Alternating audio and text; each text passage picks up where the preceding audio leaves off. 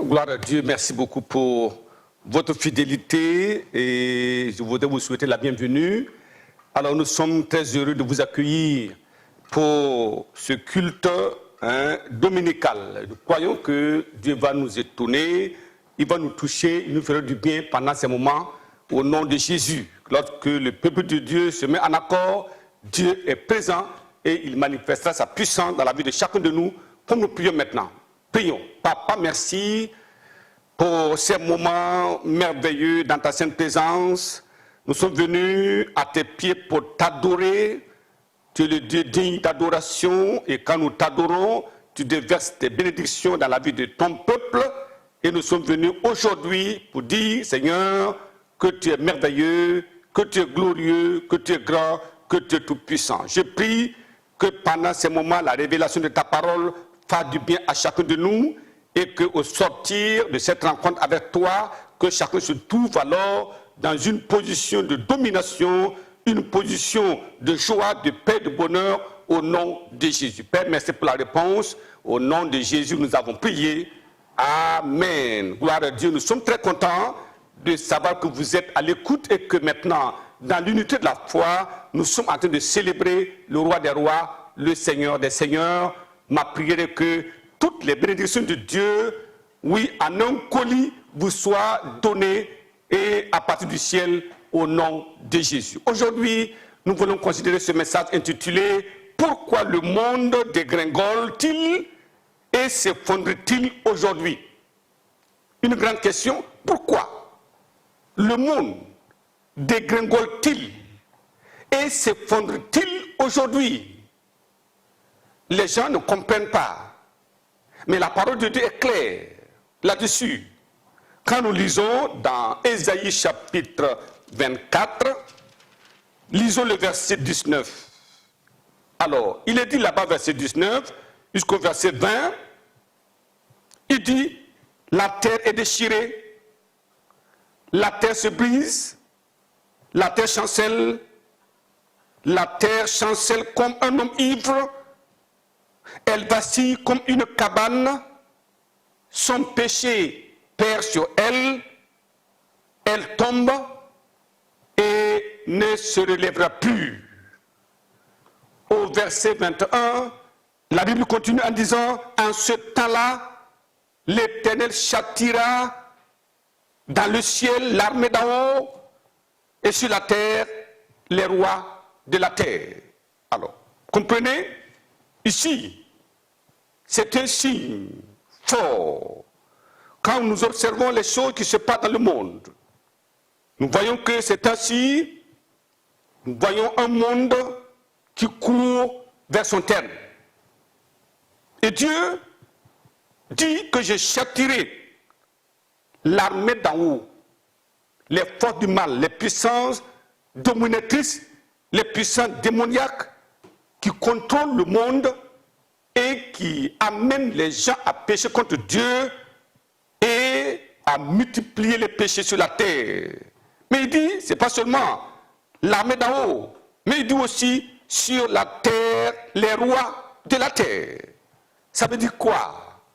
Les rois de la terre qui poussent les gens à commettre le mal, le péché, ou qui organisent, qui orchestrent le mal dans le monde. Ce sont des rois, des personnes haut placées. Et pendant qu'il va frapper toute la terre, alors le châtiment de ces rois sera encore plus grand. Je prie que Dieu nous aide parce que ce sont les puissances ténébreuses qui sont les instigateurs de cette forfaiture mondiale. Alors voilà pourquoi aujourd'hui, nous voulons simplement considérer les causes de ce chaos. Pour que ceux qui peuvent encore, y qui ont des oreilles attentives, ne se lancent pas avec le monde dans cette tragédie, mais lèvent les yeux vers là-haut pour dire, ô Seigneur, viens à notre secours, et le secours divin viendra au nom de Jésus. Alors, nous voulons analyser ce phénomène sous trois angles. Premièrement, nous allons voir l'élimination systématique du standard et des porteurs du standard de Dieu. Il y a toute une machination l'élimination systématique du standard, c'est le standard de Dieu, et tous ceux-là qui portent ce standard-là. Deuxièmement, nous verrons l'élévation automatique du mal et les stars promotrices du mal dans le monde. Vous verrez que le mal est élevé, tous les promoteurs du mal sont élevés en même temps.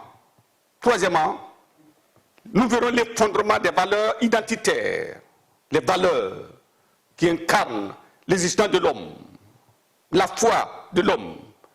Oui, il y a l'effondrement des valeurs identitaires et l'amoncellement des décombres. Ça veut dire qu'il y a une accumulation des décombres seulement chaque jour, et voilà pourquoi la terre vacille et elle tombe pour ne pas se relever, parce que le péché est énorme sur la terre. Premier point, alors l'élimination systématique du standard et des porteurs du standard de Dieu. Regardons, pourquoi cette machination dans le monde? Proverbe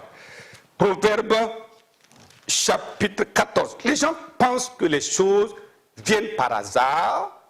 Ce que nous voyons là, que c'est une coïncidence. Non, tout est calculé, tout est orchestré, et avec une sagesse vraiment inimaginable. Proverbe chapitre 14, le verset 34. La Bible dit là-bas, verset 34, la justice élève une nation, mais le péché est la honte des peuples. La justice élève une nation. Quand une nation fait la promotion de la justice, cette nation est une nation qui ne peut être vaincue par personne. Parce que la justice élève une nation, et le diable le sait. Proverbe chapitre 12, le verset 22.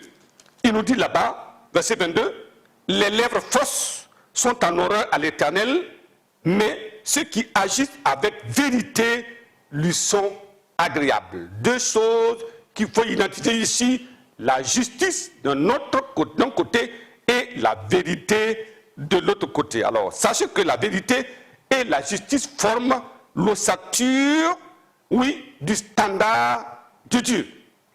Les deux, vérité d'un côté, justice de l'autre, alors c'est l'ossature du standard de Dieu. Pourquoi? Regardons Psaume chapitre 15. Psaume chapitre 15, nous lisons le verset 1. Il est dit là-bas, c'est une grande question. Oh, qui séjournera dans sa tente? Qui demeurera sur ta montagne sainte? Une question qui était posée à Dieu par le roi David. Mais dis-moi, qui pourra monter sur ta montagne là-bas? La tente de Dieu. Qui va demeurer sur cette montagne sainte? Qui? La réponse au verset 2, celui qui marche dans l'intégrité, c'est-à-dire qui pratique la justice et qui dit la vérité selon son cœur. C'est tout. Les deux, la vérité et la justice, l'ossature du standard de Dieu. Quand quelqu'un dit la vérité, quand quelqu'un pratique la justice, il n'y a plus de péché en lui, il n'y a plus rien en lui, c'est fini. Alors la vie est une vie réglée. On dit que cette personne marche dans l'intégrité. Voilà des gens qui pourront monter au ciel, nous dit la parole de Dieu. Et vous devez comprendre une chose, le diable le sait très bien, voilà pourquoi de vastes campagnes et des stratégies ont été mises en place pour ôter la vérité et la justice de la vie dans le monde. Tout est fait. Il ne faut plus avoir la vérité. Il ne faut plus rencontrer la justice dans le monde. Parce que ce sont les deux éléments qui amènent les hommes à aller dans la présence de Dieu. Il faut enlever cela. Ça, c'est un plan de Satan. Beaucoup, malheureusement, ne croient pas à cette orchestration de Satan. Et alors, se liguent avec lui pour détruire le standard de Dieu dans le monde. Mais comment ils le font? Nous allons le voir. Premièrement, mépriser, se moquer, ridiculiser les porteurs du standard. C'est cela. Vous vous rappelez de Noé? Noé disait, répentez-vous, parce qu'il y aura le déluge qui va détruire la terre. On dit, mais oh, ce vieux-là, est-ce qu'il n'a pas perdu un peu la tête là-bas pendant plus de 100 ans? Noé a prêché, il a parlé, mais personne ne l'a écouté. Il était méprisé, on se moquait de lui, il était ridiculisé. Voilà comment le diable amène les gens à ridiculiser et à se moquer de ceux qui portent le standard de Dieu, la parole de Dieu. Deuxièmement, martyriser et massacrer les prophètes de Dieu. Vous voyez, considérez tous les prophètes de Dieu, ils ont été massacrés. Regardez les 12 disciples du Seigneur, alors ils ont été massacrés, martyrisés. C'est cela. C'est terrible. Mais c'est le monde en action. Le diable n'a pas commencé aujourd'hui, il a commencé depuis longtemps. Troisièmement, étouffer l'œuvre des ministres de Dieu et les éliminer par tous les moyens. Il faut complètement étouffer cette œuvre-là. Il faut les éliminer par tous les moyens. Quatrièmement, brûler publiquement au bûcher les saints et faire dévorer d'autres par des animaux sauvages. C'était orchestré publiquement. Alors on va mettre le bûcher sur du bois avec le poteau. Publiquement on dit bon, voilà, on va t'attacher au poteau, on va brûler le bois en-dessus de toi. Alors il faut renoncer à ta pratique de justice. Laisse tomber la vérité, laisse tomber la justice. Et tous ceux qui ont dit non, je te brûle vivant, vif devant tout le monde, pour décourager toute personne qui va tenter d'emprunter leur part. C'est cela. Alors, cinquièmement, emprisonner, maltraiter, accuser, juger faussement les hommes à cause de leur amour pour la vérité, pour la justice. C'est tout. Emprisonner, maltraiter, accuser faussement, et on juge. Des gens ont coupé dans la prison pendant des années sans avoir commis de faute. Et la preuve, c'est que Jésus a été crucifié. Il a commis quel péché? Non.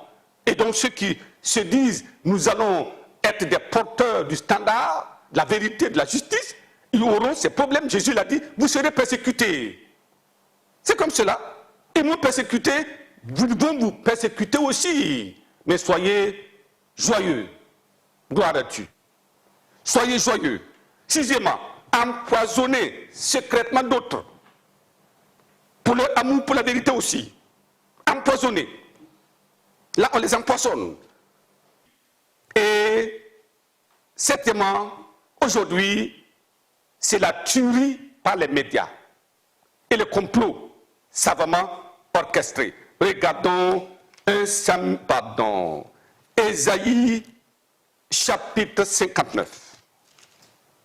Ésaïe chapitre 59. Nous lisons le verset 15. La parole de Dieu nous dit, ceci, verset 15, la vérité a disparu et celui qui s'éloigne du mal est dépouillé. C'est inconcevable.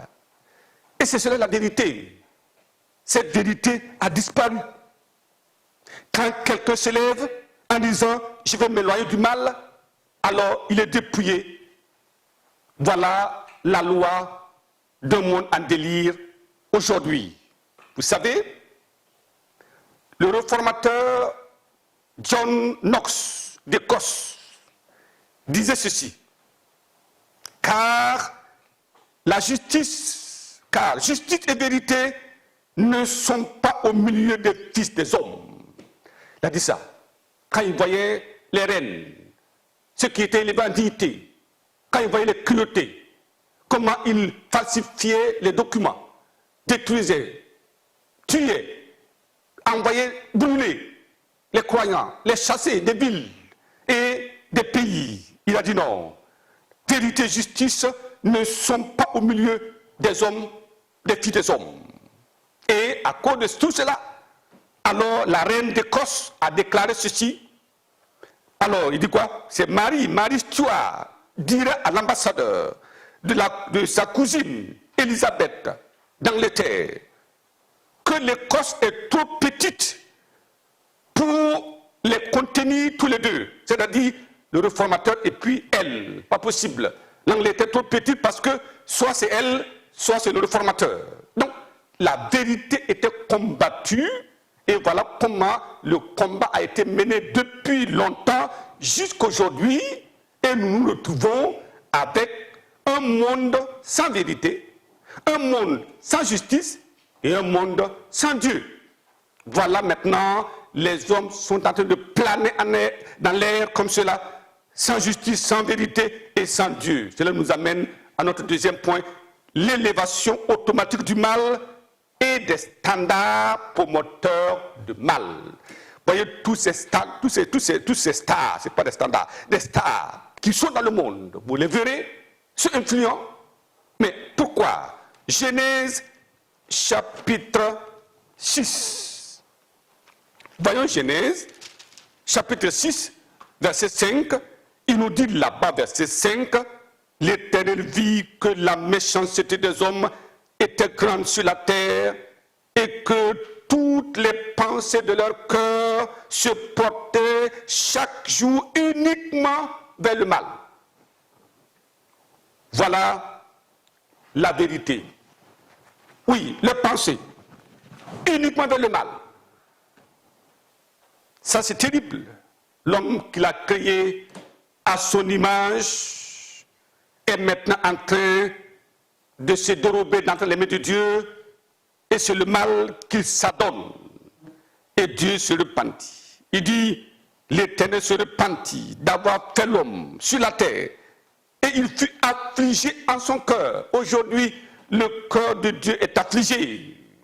Le monde d'avant le déluge et Sodome et Gomorrhe ne sont pas comparables au paroxysme et au comble du mal dans lequel nous vivons aujourd'hui. C'est cela. Les promoteurs du mal font désormais la loi et le mal est magnifié et connaît le succès ou un succès dans tous les domaines. Succès. Alors, voyons cela. Comment le mal connaît-il le succès dans tous les domaines? Premièrement, dans la vie individuelle, il n'y a plus d'interdit. Tu te lèves, tu vas où tu veux, tu fais ce que tu veux, pas d'interdit. Deuxièmement, dans la famille, le mariage sacré s'est transformé en contrat. On peut dire, bon, on va se marier pour 2 ans, ensuite on verra. Ensuite, s'est transformé en vie de concubinage. On va vivre ensemble, il n'y a pas de mariage, mais on va voir. Et ils vivent ensemble, hommes et femmes. Et même, d'autres disent non, ça c'est trop compliqué. On va être seulement des camarades, des amis. Et on appelle affectueusement ta compagne ou bien ta petite amie. Et les gens continuent, croyant qu'ils mènent la vie normale. On assiste même aux échanges de partenaires. Alors, l'autre se marie, l'autre aussi, ou même pas. Il dit, bon, toi tu vas là-bas avec elle et toi tu viens avec moi. Mais ça, c'est quelle histoire dans le monde? Un mariage sacré dont Dieu était le témoin. Adam et Ève. Dieu, le seul témoin, l'initiateur de ce mariage. Il est sacré. Aujourd'hui, il est bafoué. C'est cela. Voyez, troisièmement, et même pas tout, il y a la polyandrie. Polyandrie, conceptuellement abominable, émerge dans certains pays aujourd'hui. Une femme avec plusieurs maris. C'est quoi ça? Alors, troisièmement maintenant, dans les affaires, les fraudes, les corruptions et les crimes économiques se côtoient et semblent devenir la règle. C'est ce que nous voyons. Donc, si tu veux entreprendre et tu ne rentres pas dans ce rouage, tu deviens un ennemi à abattre, quelqu'un qu'on doit éliminer du système parce qu'il va déranger, c'est le grain de sable qui empêche le progrès. Quatrièmement, le monde industriel inonde les marchés des produits toxiques, aussi bien pour le corps que pour l'esprit. Des choses qu'on ne doit jamais regarder, ce qu'on donne, on livre aux enfants, aux jeunes, aux adultes, l'industrie du mal. Et alors, c'est toxique, ça détruit. Cinquièmement, les distractions et les amusements véhiculent des abominations qui moulent les jeunes et les transporte dans le firmament de l'amour programmé. C'est ça. Firmament. Ils sont emportés. Ils sont dans le firmament, mais de l'amour programmé. Sixièmement, la majorité des stars, dans leur mission de destruction, envoûtent les jeunes, la jeunesse, et les balancent dans des dépendances destructrices. C'est cela. Et qu'est-ce que c'est? L'alcool. Vous ne verrez pas de standard sans alcool. La cigarette, pas de standard sans cigarette. La drogue, pas de standard sans drogue. La pornographie, pas de standard sans pornographie. Les pratiques sexuelles immorales et décadentes, il n'y en a pas. Vous verrez rarement ces standards qui ne soient pas mêlés à ces choses. Pourquoi? C'est des porteurs du mal pour détruire la société. Et ils sont influents. Je me rappelle, il y a quelques années, 2 ou 3 ans, alors il y avait la fête de la mort de Bob Marley au Burkina Faso. Des jeunes sont allés chercher, comment on appelle, une drogue naturelle qu'ils ont cueillie, et ils ont pris ça, et quand ils ont pris, un est mort sur place, l'autre on l'a transporté à l'hôpital, il est mort également, et c'est des moments d'effervescence à travers le monde. Vous allez voir des grands, se disent grands, mais grands dans le mal, dans le péché, dans la dépravation, et qui emballent tout ce monde. Comment le monde sera-t-il en paix avec Dieu? Ce n'est pas possible. C'est cela. Certainement, enfin, les technologies envoûtantes, très nocives, emballent les habitants de la terre dans un monde virtuel. Ce n'est pas un monde réel, un monde virtuel, et ainsi robotiser l'homme pour qu'il perde la notion de son existence. Donc, nous sommes devenus pas nous, pas vous, pas moi. Eux, ils sont des robots et qui ont perdu la notion de l'existence. Pourquoi nous sommes dans le monde? Les gens doivent se poser la question, pourquoi tu es dans ce monde en ce temps-là?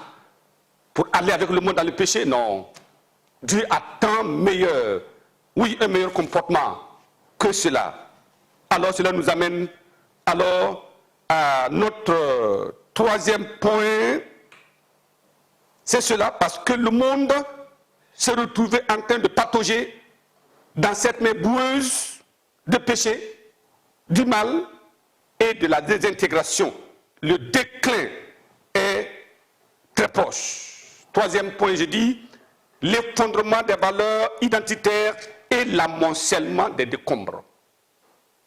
Toutes les valeurs caractérisaient la vie d'un homme, la fierté d'un homme. Tout est tombé. Et les décombres sur des montagnes s'amoncellent de jour en jour. Alors, vous voyez, une crise identitaire frappe le monde de plein fouet. Les repères sont détruits. Les conséquences sont catastrophiques. Le diable, le prince de la puissance de l'air, est au zénith de sa domination. Nous voyons, c'est lui qui, comme il est devenu le créateur maintenant, il domine partout. Mais attention, le créateur a un mot à dire. Mais en attendant, regardons 1 Jean, chapitre 5, le verset 19 dit ceci, nous savons, ça c'est la Bible, Dieu n'est pas étonné, Dieu n'est pas surpris de ce qui se passe aujourd'hui. Il dit, nous savons que nous sommes de Dieu et que le monde entier est sous la puissance du malin. Le monde entier, que les croyants sachent que nous sommes de Dieu, qu'on ne doit pas se mêler à ce monde sous l'emprise de Satan. Mais malheureusement, comment les croyants peuvent regarder tout ça et penser que c'est la liberté, penser que c'est la technologie, penser que c'est l'émancipation? Non. Revenons à la parole de Dieu. Et Dieu va nous aider. 2 Corinthiens chapitre 4, le verset 3 et le verset 4, il dit, si notre évangile est encore voilé, il est voilé pour ceux qui périssent. Si l'évangile, l'éclat de la gloire de Dieu est voilé, quand les gens ferment les yeux, quand on leur parle de Dieu, quand ils ferment les oreilles, quand on leur dit non. Pourquoi? C'est pour les incrédules, dont le Dieu de ce siècle, c'est-à-dire Satan, à aveugler l'intelligence, afin qu'ils ne disent pas briller la splendeur de l'évangile, de la gloire de Christ, qui est l'image de Dieu. Voilà la réalité dans ce monde-là. Alors, qu'est-ce qu'on peut dire? Les valeurs identitaires se sont effondrées. Avant, même les pécheurs avaient certaines règles de vie qui les évitaient de débordement. Aujourd'hui, c'est fini. En avant, le libertinage et les abominations. Mais le monde doit noter ceci. Qu'est-ce que la Bible dit face à cette histoire traumatisante du monde? Regardons ce que Dieu déclare. Jérémie, chapitre 5. Jérémie, chapitre 5, verset 30. Des choses horribles et abominables se font dans le pays. C'est le constat de Dieu comme ça. Oui, Habakkuk, chapitre 1, verset 13. Il dit, tes yeux sont trop purs pour voir le mal, et tu ne peux pas regarder l'iniquité. Pourquoi regarderais-tu les perfides et te tairais-tu quand le méchant dévore celui qui est plus juste que lui? C'est exactement ce qui se passe maintenant. Trop pur. Les yeux du Seigneur, Dieu se détourne du monde à cause de la puanteur du péché. Ésaïe chapitre 57, verset 4. Il dit quoi? De qui vous vous moquez? Dit la parole de Dieu. De qui vous vous moquez? Contre qui ouvrez-vous une large bouche et tirez-vous la langue? N'êtes-vous pas des enfants du péché? Une race de mensonges? Ésaïe chapitre 59, verset 9, il dit, c'est pourquoi l'arrêt de délivrance est loin de nous. Voilà, c'est ça.